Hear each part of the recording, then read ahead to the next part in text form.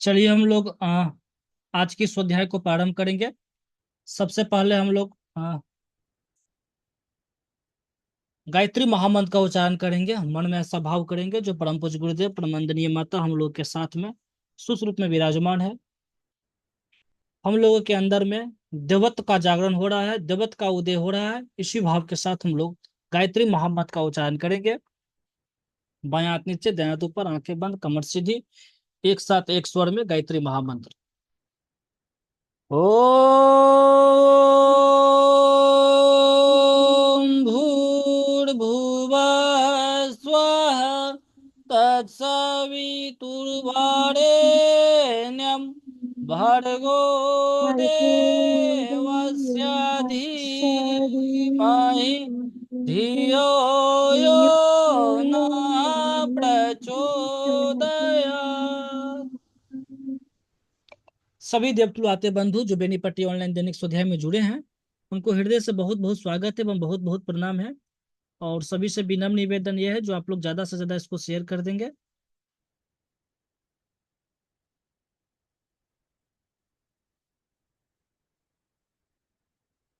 अभी हम लोग परम पूज्य गुरुदेव का जो पुस्तक है, जिस पुस्तक का अध्ययन कर रहे हैं, उस पुस्तक का नाम है मैं क्या हूँ।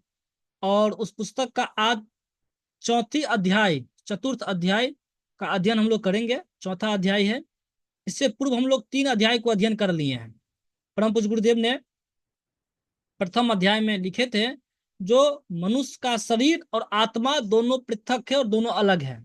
हाँ, आत्मा का घर, आत्मा का मंदिर शरीर है, लेकिन शरीर ही सब कुछ नहीं है। आत्मा और शरीर दोनों अलग अलग है और दोनों की इच्छाएं, दोनों की स्वभाव अलग है। यानी कि उस अध्याय में परम पूज्य गुरुदेव हम लोगों को बताए थे जो हम लोगों को आत्म भाव से जीना चाहिए, न कि शरीर भाव से। शरीर केवल और केवल उपकरण है, केवल और केवल जो है सो वो साधन है, साध नहीं है। यही था प्रथम अध्याय में। फिर हम लोग द्वितीय अध्याय में जब प्रवेश किए थे, द्वितीय अध्याय में परम पूज्य गुरुदेव बताएं आत्मा के बारे में, जो आत्मा वो क्या है। तो बताएं कि आत्मा बहुत सूक्ष्म है। वहां पे 2-3 उदाहरण देख करके बहुत ही बढ़िया से हम लोगों को बताए थे। जो जिस तरह से तेल और पानी को मिलाइए तो घुल नहीं पाता है।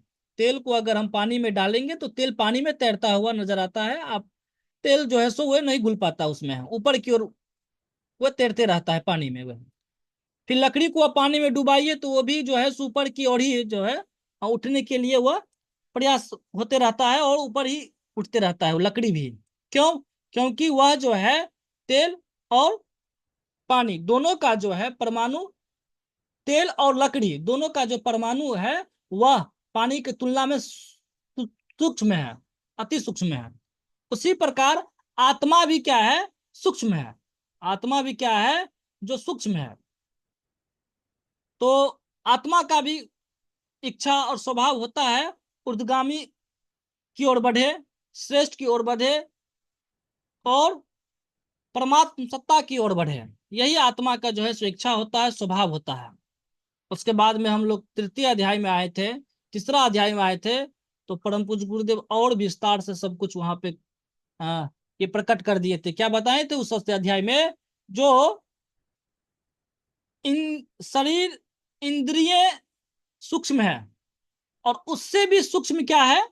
शरीर से सूक्ष्म हुआ इंद्रिय, इंद्रिय से सूक्ष्म है मन, मन से भी सूक्ष्म है बुद्धि, और बुद्धि से भी सूक्ष्म है क्या? बुद्धि से भी सूक्ष्म है आ, आत्मा। यानी कि हम लोगों को अगर आत्मा तक प्रवेश करना है, आत्मा को जानना है, आत्मा को महसूस करना है, तो इन सारी चीजों से हमको गुजरना पड़ेगा। इन सारी सीढ़ियों से होकर के गुजरना पड़ेगा। यानी सबसे पहले हम लोगों को इंद्रिय, इंद्रिय के बाद में आ जाता है मन, मन के बाद में आ जाता है बुद्धि, बुद्धि के बाद में आ जाता है आत्मा। तब हम लोग पहुंच पाएंगे, है ना। आत्मा से भी पहले एक आ जाता है मैं, जिसको बोलते हैं। उसके बाद में आ जाता है विशुद्ध आत्मा, विशुद्ध आत्मा कहा जाता है उसको है। तो ये सारे सीढ़ियों पर चढ़ते हुए हम लोग आत्मा को हम लोग जान सकते हैं, समझ सकते हैं और अनुभव कर सकते हैं, है ना। अगर हमारा इंद्रिय ठीक नहीं है, अगर हमारा मन ठीक नहीं है, अगर हमारा बुद्धि ठीक नहीं है, और उसके बाद में अगर हम लोग चाहेंगे कि आत्मा का अनुभूति हो और आत्मा को हम लोग अनुभव कर पाए, तो यह संभव नहीं है। यही हम लोग अध्ययन किए तो वहां पर है। तो उसके लिए, आत्मा को अनुभव करने के लिए, आत्मा को जानने के लिए, उस जीवात्मा को समझने के लिए हम लोगों को इंद्रियों को भी पुरस्कृत करना पड़ेगा, मन को भी पुरस्कृत करना पड़ेगा, बुद्धि को भी पुरस्कृत करना पड़ेगा। तब जाकर के आत्मा का झलक और आत्मा का महसूस हम लोग कर सकते हैं। मन का भी तृतीय अध्याय में परम पूज्य गुरुदेव बताए थे क्या, मन का भी तीन रूप था। एक था प्रवृत्त मन, यानी प्रवृत्त मानस भी उसको कह सकते हैं, उसको गुप्त मानस भी कहते हैं। प्रवृत्त मन कहिए, प्रवृत्त मानस कहिए, या गुप्त मानस कहिए, हुआ ये पूरा निम्न कोटि का कह सकते हैं। उसके बाद द्वितीय में आ जाता है प्रबुद्ध मानस, और तृतीय में आ जाता है अध्यात्म मानस। सबसे श्रेष्ठ होता है अध्यात्म मानस। तो प्रवृत्त मानस में क्या होता है, गुप्त मानस में क्या होता है, स्थूल जितने भी एक्टिविटी है, जैसे कि आंखें का पलकना, हट को धड़कना, ये सब स्थूल जितने भी एक्टिविटी है, वह गुप्त मानस में होते हैं और प्रवृत्त मानस में होते हैं। अब प्रबुद्ध मानस में क्या होता है, सोचना, विचारना, तर्क वितर्क, चिंतन मनन, ये सब प्रबुद्ध मानस में आते हैं। और आध्यात्मिक मानस में क्या होता है, तो आध्यात्मिक मानस में हम लोग को श्रेष्ठ विचार, दिव्य विचार ही उसमें, उसके अंदर में होता है ना। उसके अंदर में एक संकल्प होता है कुछ बेहतर करने के लिए, कुछ अच्छा करने के लिए। तो सबसे श्रेष्ठ मानस को कहा गया, अध्यात्म मानस कहा गया है। तो परम पूज्य गुरुदेव कह रहे थे, तो मन ही आत्मा नहीं है, उससे भी परे है बुद्धि है, उससे भी परे क्या है, जो आत्मा है। उसके बाद में इस तृतीय अध्याय में, यहाँ पर इस पाठ का जो बीज मंत्र है, इस पे फिर से हम रिपीट कर लेते हैं। एक बार पुनः बता देंगे, स्पष्ट आवाज आ रही ना।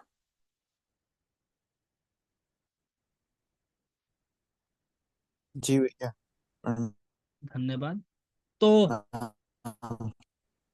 जी, इसमें इस पाठ का बीज मंत्र क्या था, तृतीय पाठ का यह है, मैं सत्ता हूं, मन मेरे प्रकट होने का उपकरण है।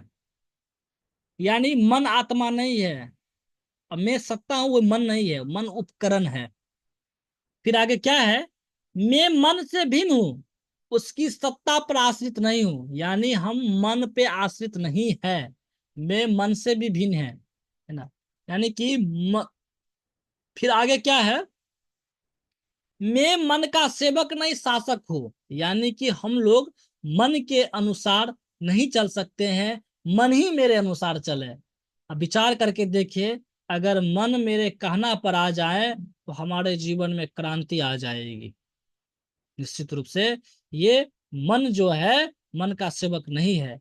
बोलचाल की भाषा में कहा जाता है, जो हम ये चीज तो करना चाहते हैं कम, लेकिन मन ही नहीं लगता है, मन ही नहीं लगता है, ये चीज में मन ही नहीं लग रहा है। इसका कारण क्या है, यानी कि हम लोग, मन जो है कहीं और लग रहा है, यानी कि मन के वश में है। जिस दिन मन मेरे कहने में आ जाएगा, उस दिन निश्चित रूप से हमारे जीवन में एक जो है क्रांति का जो है एक चिंगारी जो है सो आ जाएगा वे, है ना।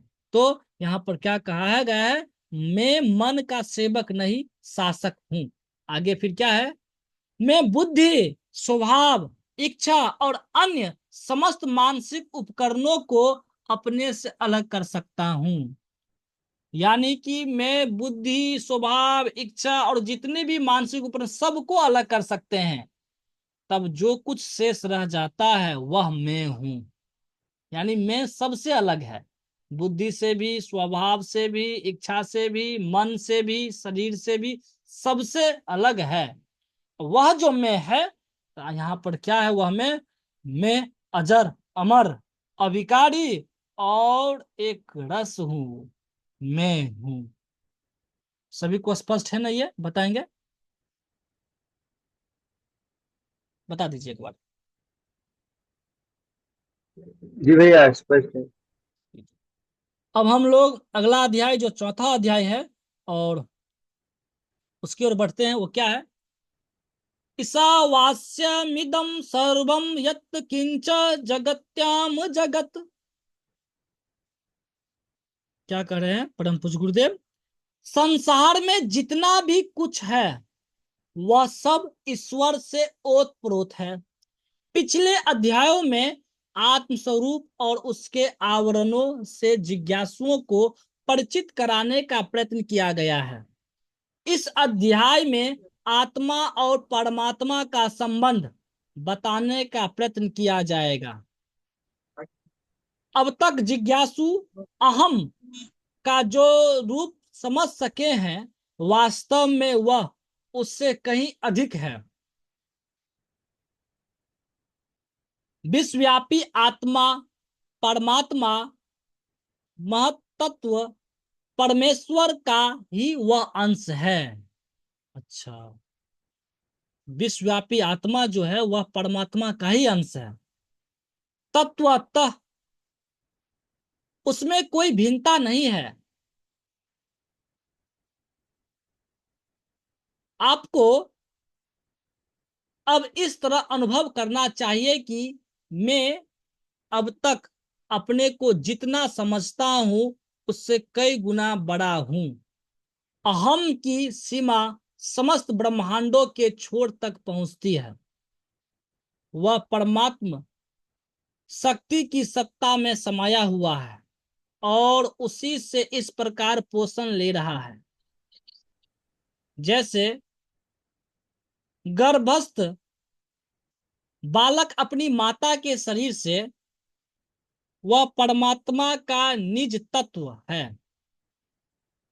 आपको आत्मा और परमात्मा की एकता का अनुभव करना होगा और क्रमशः अपनी अहंता को बढ़ाकर अत्यंत महान कर देने को अभ्यास में लाना होगा। तब उस चेतना में जग सकोगे जहां पहुंचकर योग के आचार्य कहते हैं सो हम। आइए अब इस अभ्यास की यात्रा आरंभ करें। अपने चारों ओर दूर तक नजर फैलाओ और अंतर नेत्रों से जितनी दूरी तक के पदार्थों को देख सकते हो देखो। प्रतीत होगा कि एक महान विश्व चारों ओर बहुत दूर तक फैला हुआ है।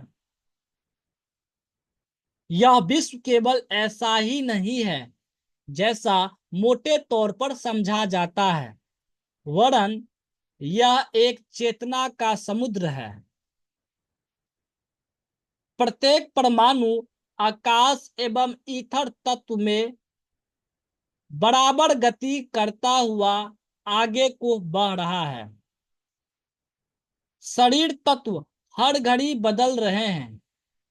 आज जो रासायनिक पदार्थ एक वनस्पति में है, वह कल भोजन द्वारा हमारे शरीर में पहुंचेगा और परसों मल रूप में निकलकर अन्य जीवों के शरीर का अंग बन जाएगा। डॉक्टर बताते हैं कि शारीरिक कोष हर घड़ी बदल रहे हैं। पुराने नष्ट हो जाते हैं और उनके स्थान पर नए आ जाते हैं। यद्यपि देखने में शरीर ज्यों का त्यों रहता है, पर कुछ ही समय में वह बिल्कुल बदल जाता है और पुराने शरीर का एक कण भी बाकी नहीं बचता। वायु, जल और भोजन द्वारा नवीन पदार्थ शरीर में प्रवेश करते हैं और श्वास क्रिया तथा मल त्याग के रूप में बाहर निकल जाते हैं। भौतिक पदार्थ बराबर अपनी धारा में बह रहे हैं। नदी तल में पड़े हुए कछुए के ऊपर होकर नवीन जलधारा बहती रहती है, तथापि वह केवल इतना ही अनुभव करता है कि पानी मुझे घेरे हुए हैं और मैं पानी में पड़ा हुआ हूं। हम लोग भी उस निरंतर बहने वाली प्रकृति धारा से भली भांति परिचित नहीं होते, तथापि वह पल भर भी ठहरे बिना बराबर गति करती रहती है। यह मनुष्य शरीर तक ही सीमित नहीं, वरन अन्य जीवधारियों, वनस्पतियों और जिन्हें हम जड़ मानते हैं, उन सब पदार्थों में होती हुई आगे बढ़ती रहती है। हर चीज हर घड़ी बदल रही है। कितना ही प्रयत्न क्यों न किया जाए, इस प्रवाह की एक बूंद को क्षण भर भी रोक कर नहीं रखा जा सकता। यह भौतिक सत्य आध्यात्मिक सत्य भी है। फकीर गाते हैं, यह दुनिया आनी जानी है। मेरे प्यारे मित्रों, यहाँ पर जो हम अभी अध्ययन कर रहे हैं पुस्तक, और इसमें जो परम पूज्य गुरुदेव बता रहे हैं, जो संसार में जो कुछ भी है, जड़ पदार्थ या मनुष्य के शरीर भी है, तो हर कुछ बदल रहा है। और वहां पे उदाहरण दो चीज दिए हैं। यहाँ पे क्या एक उदाहरण है, जो कछुए पानी के अंदर में रहते हैं, उनको यह प्रतीत होता है पानी घिरा हुआ है, लेकिन वह पानी जो है नदी में निरंतर बह रही है।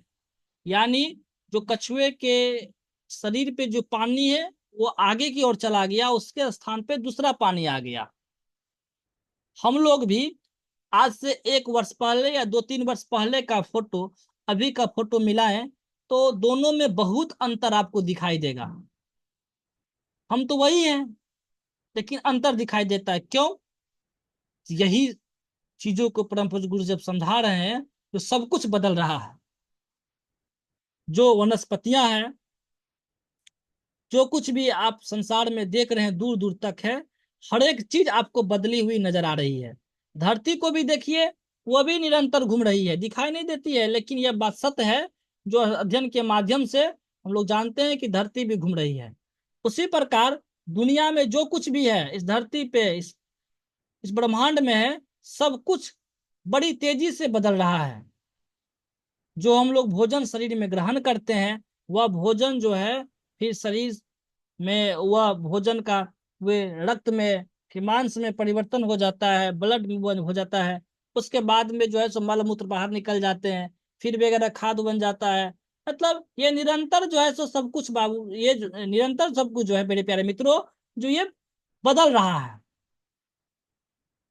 तो यहाँ पर यह बात स्पष्ट हो जाना चाहिए, जो दुनिया जो है यह परिवर्तनशील है। जो कुछ भी हम आंखों से देख रहे हैं, सब कुछ बदल रहा है।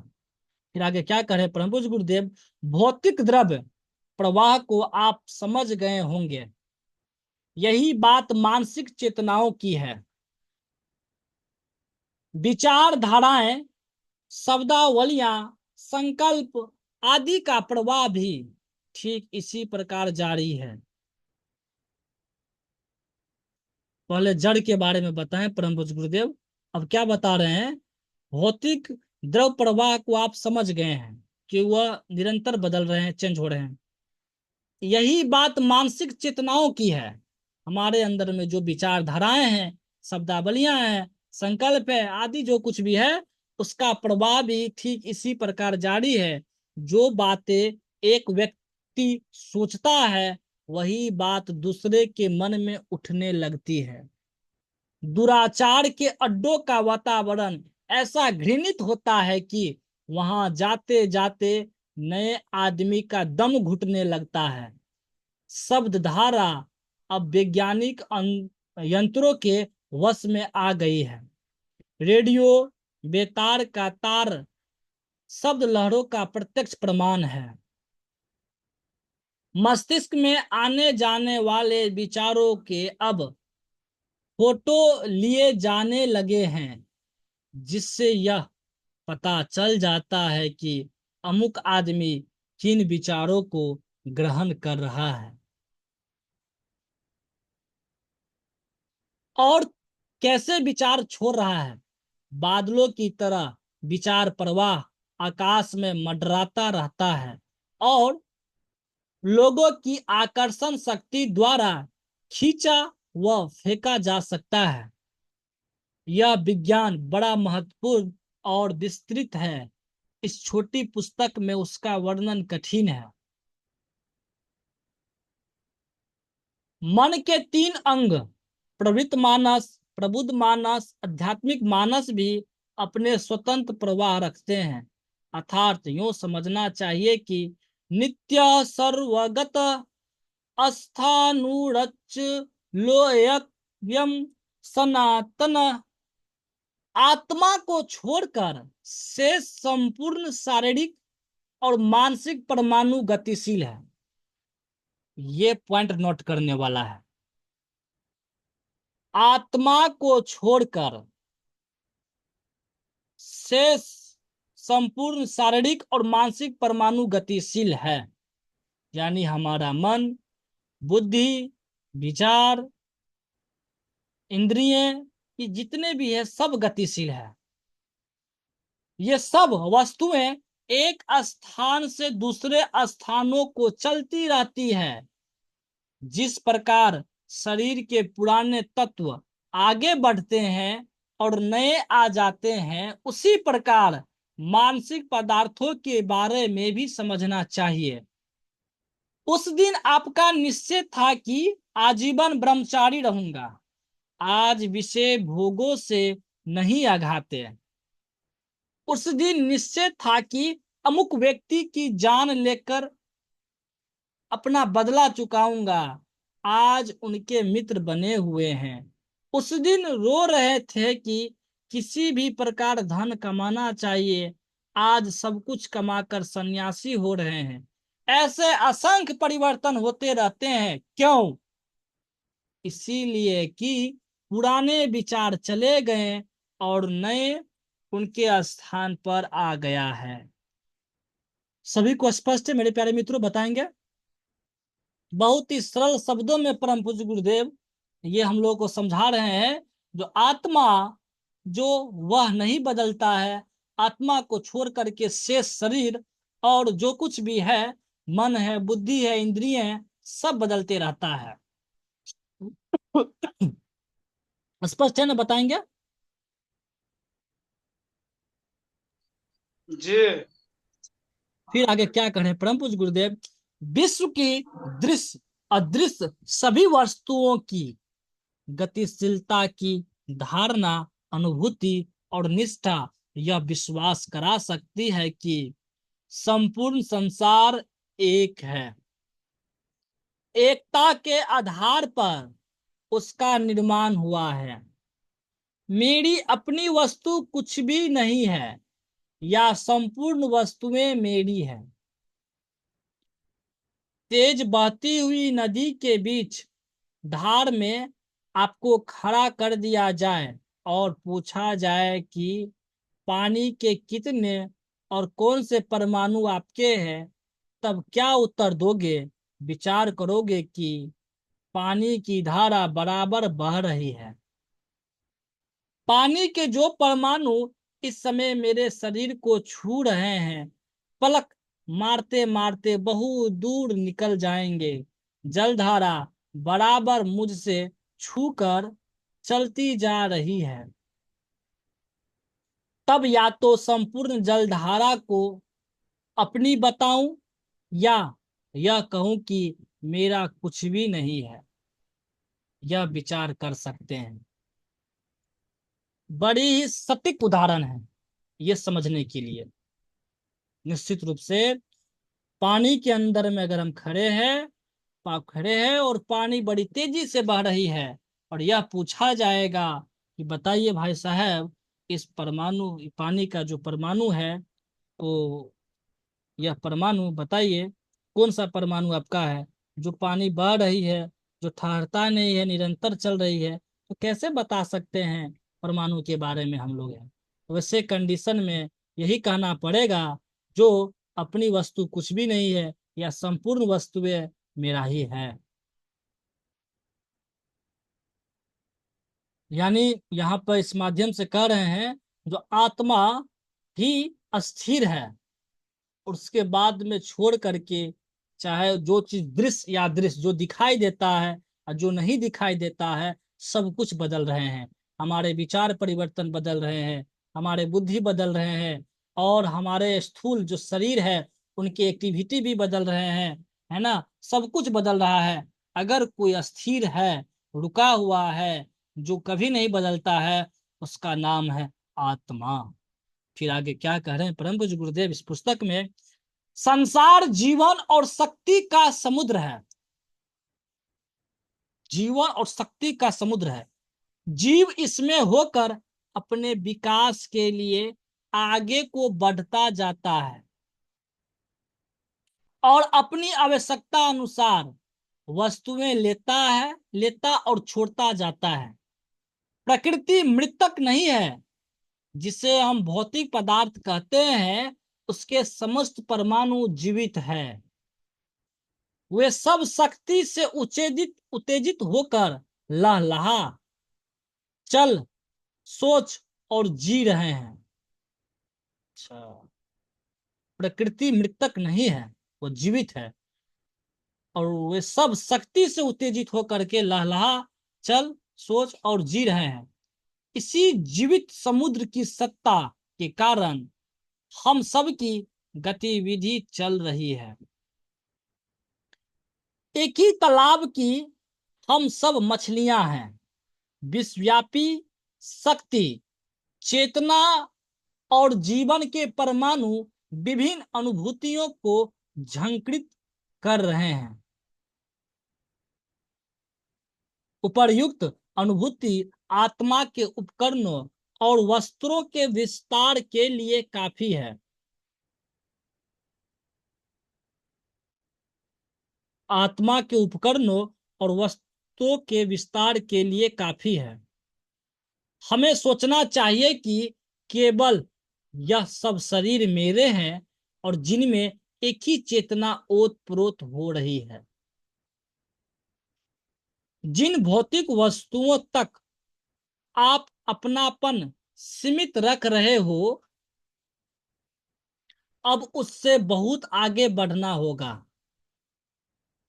जिन भौतिक वस्तुओं तक आप अपनापन सीमित रख रहे हो, अब उससे बहुत आगे बढ़ना होगा और सोचना होगा कि इस विश्व सागर की इतनी बूंदे ही मेरी है। यह मानस भ्रम है। मैं इतना बड़ा वस्त्र पहने हुए हूं जिसके अंचल में समस्त संसार ढका हुआ है। यही आत्म शरीर का विस्तार है। इसका अनुभव उस श्रेणी पर ले पहुंचेगा जिस पर पहुंचा हुआ मनुष्य योगी कहलाता है। मेरे प्यारे मित्रों, यहाँ पर तो हम लोगों को यह स्पष्ट हो जाना चाहिए, जो संसार में जो हम आंखों से देख पाते हैं और जो नहीं देख पाते हैं, वो निरंतर गतिशील है। निरंतर गतिशील है। सब कुछ बदल रहा है। और बोलचाल की भाषा में भी हम लोग कहते भी हैं, जो परिवर्तन ही संसार का नियम है।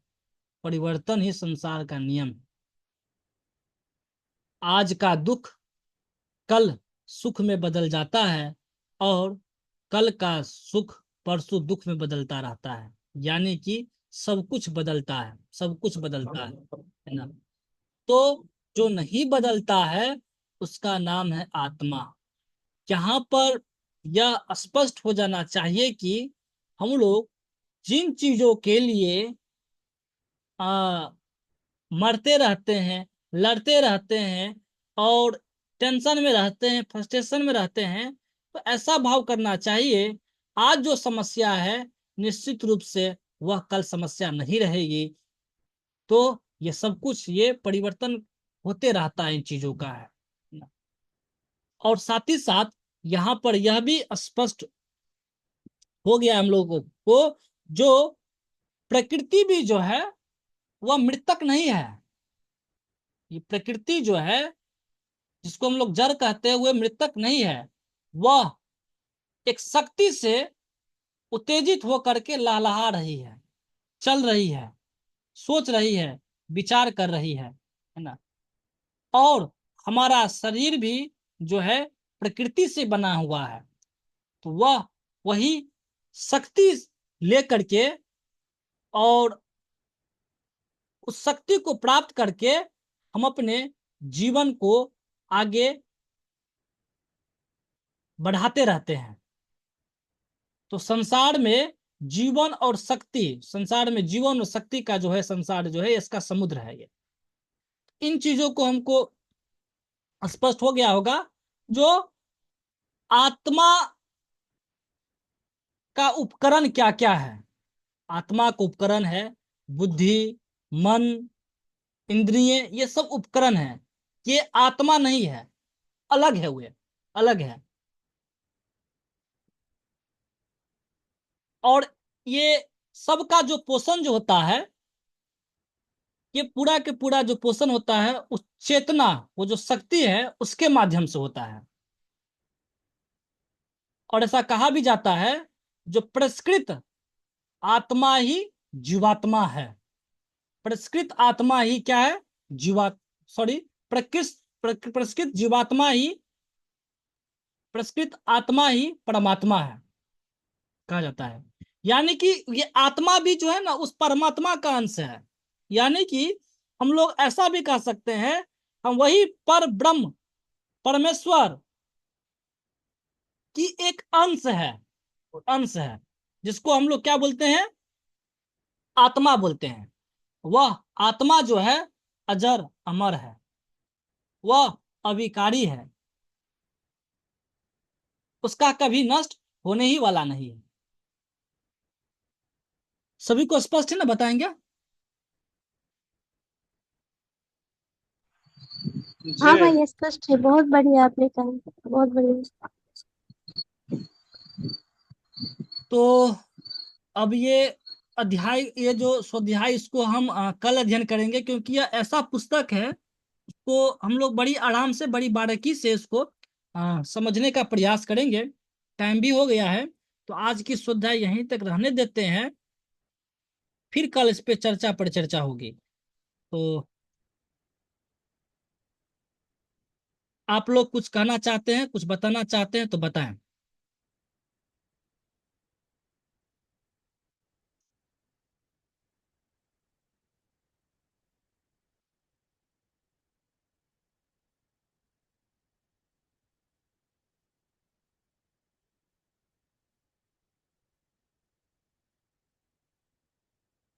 चलिए, तब हम अ, शांति पाठ की ओर बढ़ेंगे। सुबोध भैया भी जुड़े हुए हैं क्या? हाँ हाँ, सुबोध भाई जुड़े हुए हैं, हाँ, कल नहीं जुड़े सुबोध थे भाई जी, इसीलिए आज वही बोलेंगे। आवाज आ रही है आपको सुबोध भैया?